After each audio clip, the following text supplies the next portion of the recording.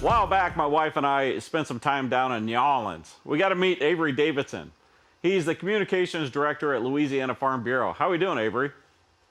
Rob, I'm doing great. How about you? I'm doing pretty good. So what does a communications director do?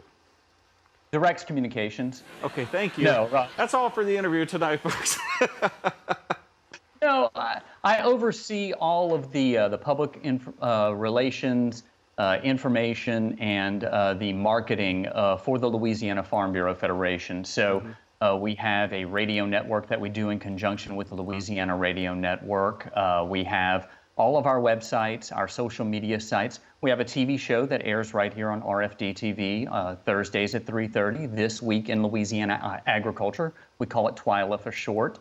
And then we also put out press releases. So we're a team of 6 people making sure that the farmers and ranchers of Louisiana are well represented in the media, are well represented when it comes to what the legislators are reading, and also are getting the information they need. Mm-hmm.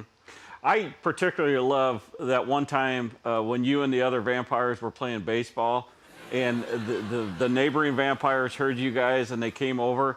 I mean, that Twilight stuff is fantastic. Yeah. Except we don't shimmer in the sunlight. Oh, you don't? Okay. Well, you know, No. Myths, Hollywood, right? Yeah, Hollywood messed that all up. I've been interviewed by you. I think the thing is, you let the story tell itself. It's so many times you see when someone's doing an interview that they're not letting the person tell their story. All right, they're interjecting too much or talking about themselves too much. You have the confidence, the experience. You have that ability to let the person tell their story and for the audience to get lost in it. You got to know when to shut up as a reporter. I know that sounds like a silly thing to say. You think, oh, the reporter's got to write, the reporter's got to talk. No, the reporter has to know when to shut up and let the person speak and really listen, to lend that ear and to make the next words that come out of their mouth play off of the words that came out of the other person's mouth.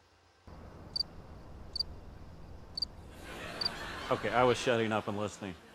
That's okay. That's a trick that and it really is. I will just stand there with the mic in someone's face to let them talking.